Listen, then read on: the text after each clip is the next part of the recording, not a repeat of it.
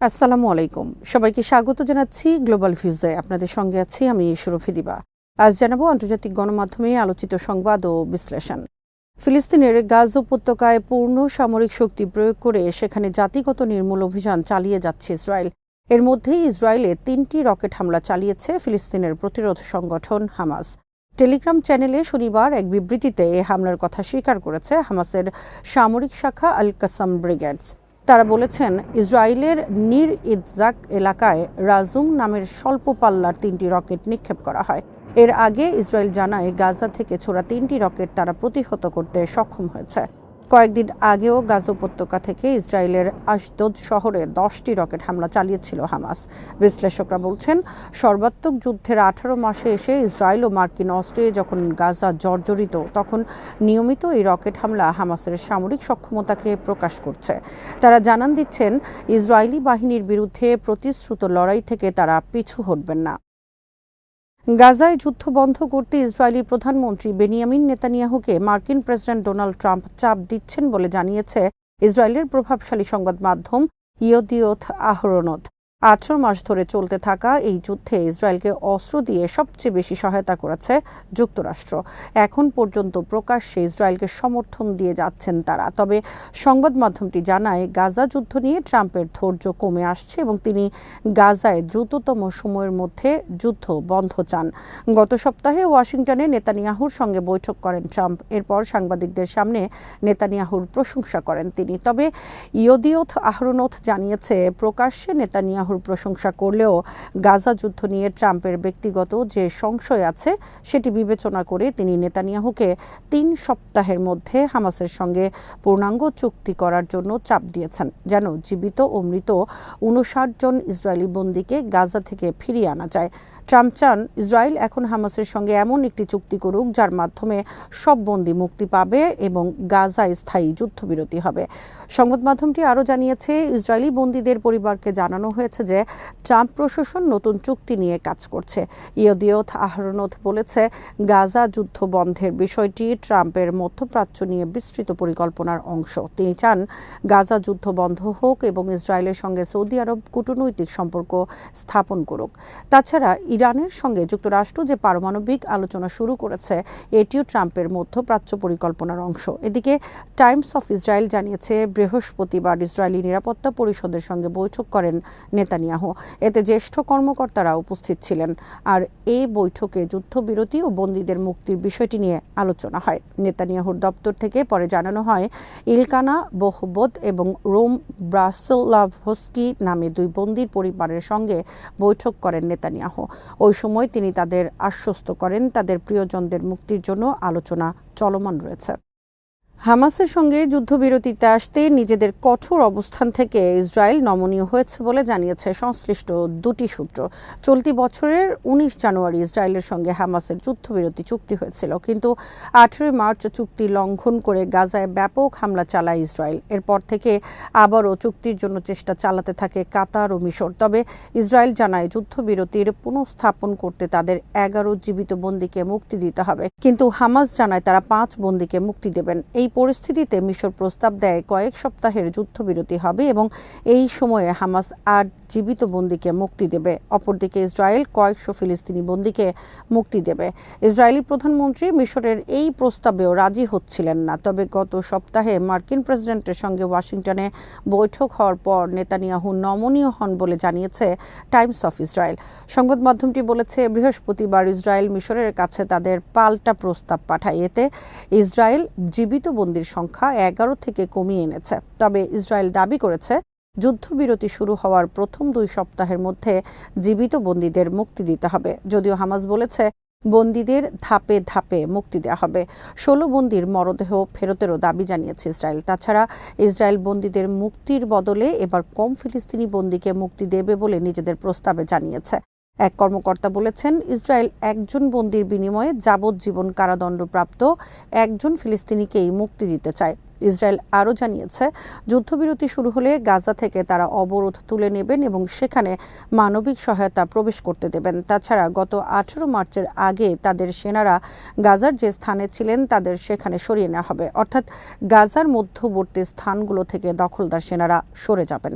অস্থায়ী এই যুদ্ধবিরতি শুরু হলে হামাসের সঙ্গে স্থায়ী যুদ্ধবিরতির আলোচনা শুরু করা হবে বলেও প্রস্তাবে প্রতিশ্রুতি দিয়েছে ইসরায়েল। হামাস প্রথম থেকে ইসরায়েলের সঙ্গে স্থায়ী যুদ্ধবিরতি চেয়ে আসছে। এর আগে জানুয়ারিতে যে যুদ্ধবিরতি হয়েছিল সেটিতে বলা ছিল প্রথম ধাপ চলার সময় ইসরায়েল স্থায়ী যুদ্ধবিরতির আলোচনা করবে, কিন্তু ওই সময় তারা বিশ্বাসঘাতকতা করে এবং আলোচনা না করে উল্টো রমজান মাস চলাকালীন গাজায় ব্যাপক হামলা শুরু করে। যেহেতু ওই সময় বিশ্বাসঘাতকতা করেছিল, তাই এখন ইসরায়েলের লিখিত বা মৌখিক প্রতিশ্রুতিকে পর্যাপ্ত মনে করছে না হামাস। হামাসের এই বিষয়টি নিয়ে মধ্যস্থতাকারী দেশগুলোকে মার্কিন প্রেসিডেন্টের বিশেষ দূত স্টিভ উইটকফ জানিয়েছেন, প্রয়োজনে ট্রাম্প প্রকাশ্যে ঘোষণা দেবেন ইসরায়েল স্থায়ী যুদ্ধবিরতির আলোচনা শুরু করবে। শনিবার রাতে হামাসের কর্মকর্তা খলিল আল হাইয়ার নেতৃত্বে একটি প্রতিনিধি দল কায়রো গেছেন এবং সেখানে মিশরীয় কর্মকর্তাদের সঙ্গে নতুন ইসরায়েলি প্রস্তাব নিয়ে আলোচনা করবেন তারা।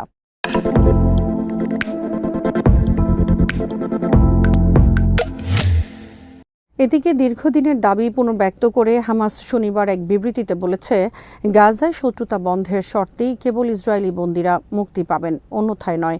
সংগঠনটি বলেছে, সমীকরণ স্পষ্ট, শত্রুতা বন্ধের বিনিময়ে বন্দীদের মুক্তি। ইসরায়েলি প্রধানমন্ত্রী এই শর্ত প্রত্যাখ্যান করলেও বিশ্বের কাছে এটি গ্রহণযোগ্য শর্ত। হামাস বলেছে, নেতানিয়াহু এই শর্তে সহজে রাজি না হওয়ার কারণ তিনি সংঘাত বাড়াতে চান এবং ইসরায়েলি ও ফিলিস্তিনি বন্দীদের দুর্ভোগ দীর্ঘায়িত করতে চান। এর মাধ্যমে ক্ষমতাকে প্রলম্বিত করতে চান তিনি। গাজা উপত্যকায় প্রায় 1.5 বছর ধরে আটক ইসরায়েলি আমেরিকান নাগরিক ইডান আলেকজান্ডারের একটি ভিডিও শনিবার প্রকাশ করেছে হামাস। 2023 সালের 7 অক্টোবর ইসরায়েলে হামাসের নেতৃত্বাধীন অভিযানের সময় ফিলিস্তিনি যোদ্ধারা তাকে আটক করেন। তারিখবিহীন এই ভিডিওতে ইডান আলেকজান্ডার জানান তিনি গাজায় 551 দিন ধরে আটক রয়েছেন। ভিডিওতে তিনি জিজ্ঞেস করেন, আমি এখনও কেন বন্দী? পাশাপাশি তিনি মুক্তির ব্যবস্থা করতে ইসরায়েলি সরকারের প্রতি আকুতিও জানান। এই ভিডিওটি এমন এক সময় প্রকাশিত হলো যখন ইহুদিরা স্বাধীনতা উদযাপনের সপ্তাহব্যাপী উৎসব পাস ওভার পালন শুরু করেছেন। তবে ইডানের পরিবার এক বিবৃতিতে বলেছেন, গাজায় ইডান এবং আরও 58 জন বন্দী থাকা অবস্থায় ওই উৎসব তাদের জন্য স্বাধীনতার কোনো বার্তা বহন করছে না। তিনি বন্দী মুক্তিতে আন্তরিক পদক্ষেপ না নেওয়ার জন্য সরকারকে অভিযুক্ত করেন। চলমান যুদ্ধের সময় হামাসের আগেও একাধিকবার বন্দীদের ভিডিও প্রকাশ করেছে, যেখানে তাদের মুক্তির জন্য ইসরায়েলি প্রধানমন্ত্রী বেনিয়ামিন নেতানিয়াহু এবং তার সরকারকে অনুরোধ করতে দেখা গেছে। বন্দীরা হামাসের সঙ্গে চুক্তি করে যুদ্ধের সমাপ্তি ঘটিয়ে তাদের মুক্তি নিশ্চিত করতে সরকারের ওপর চাপ প্রয়োগের জন্য জনগণের প্রতি আহ্বান জানান। ইসরায়েলি কর্মকর্তারা এসব ভিডিওকে প্রচার কৌশল হিসেবে বর্ণনা করে আসছেন, যা সরকারকে চাপে ফেলতে উদ্দেশ্যপ্রণোদিতভাবে তৈরি করা হয়েছে বলে তাদের অভিযোগ। এই যুদ্ধ বর্তমানে 18তম মাসে প্রবেশ করেছে। 19 জানুয়ারি শুরু হওয়া একটি যুদ্ধবিরতির সময় হামাস 38 জন বন্দীকে মুক্তি দেয়। তবে ইসরায়েল ফের যুদ্ধবিরতি লঙ্ঘন করে গাজা স্থল ও বিমান অভিযানে ফিরে যায়। ইসরায়েলি কর্মকর্তারা জানিয়েছেন, যতক্ষণ পর্যন্ত বাকি 59 জন বন্দীকে মুক্ত করা না হবে এবং গাজা পুরোপুরি নিরস্ত্রীকরণ না হবে ততক্ষণ এই অভিযান চলবে। অন্যদিকে হামাস বলেছে, তারা কেবল যুদ্ধ সমাপ্তির শর্তে বন্দীদের মুক্তি দেবেন। অস্ত্র সমর্পণের দাবি প্রত্যাখ্যান করে তারা বলেছেন, গাজাকে দখলমুক্ত রাখতে সশস্ত্র প্রতিরোধ সংগ্রামী একমাত্র পথ এবং তারা এই পথ থেকে কখনো বিচ্যুত হবেন না। আল জাজিরা জানিয়েছে, গাজা উপত্যকার খান ইউনিস ও রাফার মধ্যবর্তী অঞ্চলের মোরাগ করিডোর পুরোপুরি নিজেদের নিয়ন্ত্রণে নিয়েছে ইসরায়েল। এর ফলে দক্ষিণাঞ্চলীয় শহরটিকে গাজার বাকি অংশ থেকে বিচ্ছিন্ন করে ফেলেছে ইসরায়েলি বাহিনী। শনিবার ইসরায়েলি সেনাবাহিনীর বরাতে এই তথ্য জানিয়েছে টাইমস অফ ইসরায়েল। ইসরায়েলের বাহিনী বলেছে, রাফাকে এখন চারিদিকে ঘিরে ফেলেছে তাদের বাহিনী। 36তম ডিভিশন মোরাগ করিডোর এবং গাজা ডিভিশন মিশর গাজা সীমান্ত ফিলাডেলফি করিডোরে কাজ করছে বলে জানায় আইডিএফ। আগে থেকেই ফিলাডেলফি করিডোর দখল করে রেখেছিল ইসরায়েল। এরপর খান ইউনিসের কাছে ইসরায়েল মোরাগ করিডোর তৈরি করে। এই করিডোরটির নিয়ন্ত্রণ নেওয়ার মাধ্যমে রাফা খান ইউনিস থেকে বিচ্ছিন্ন হয়ে যায়। এতে পুরো রাফা ইসরায়েলের নিয়ন্ত্রণে চলে যায়। মুসলিম বিশ্বের নিরপেক্ষ মধ্যস্থতাকারী হিসেবে পরিচিত ওমান জানিয়েছে, ইরান ও যুক্তরাষ্ট্রের মধ্যে প্রথম দফার পরোক্ষ আলোচনা বন্ধুত্বপূর্ণ ও গঠনমূলক পরিবেশে অনুষ্ঠিত হয়েছে। আলোচনার লক্ষ্য ছিল একটি ন্যায়সঙ্গত ও বাধ্যতামূলক চুক্তির পথে অগ্রসর হওয়া।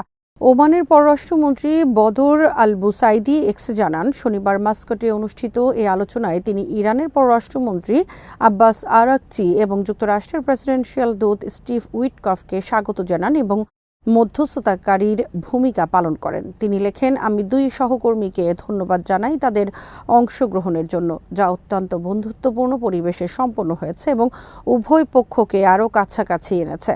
ওমানি পররাষ্ট্রমন্ত্রী জানান, আলোচনার মূল বিষয় ছিল ইরানের পরমাণু কর্মসূচি এবং তেহরানের উপর আরোপিত নিষেধাজ্ঞা প্রত্যাহার।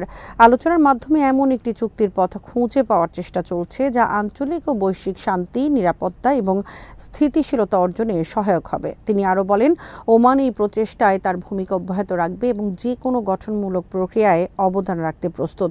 ওমানের এই মধ্যস্থতা আন্তর্জাতিক অঙ্গনে একটি গুরুত্বপূর্ণ উদ্যোগ হিসেবে দেখা হচ্ছে, যেখানে তীব্র উত্তেজনার মধ্যে দুই চিরবৈরী রাষ্ট্রকে আলোচনার টেবিলে আনা সম্ভব হয়েছে। আল জাজিরার খবরে বলা হয়, আগামী সপ্তাহে ইরান ও যুক্তরাষ্ট্রের প্রতিনিধিরা আবার আলোচনায় বসতে সম্মত হয়েছেন। ইরানের পররাষ্ট্র মন্ত্রণালয় আলোচনাকে গঠনমূলক ও শ্রদ্ধার ভিত্তিতে পরিচালিত হয়েছে বলে মন্তব্য করেছেন। বৈঠকে স্থল ত্যাগ করার সময় দুই পক্ষ ওমানের পররাষ্ট্রমন্ত্রীর উপস্থিতিতে কয়েক মিনিট সরাসরি কথা বলেছে বলেও জানিয়েছে আল জাজিরা।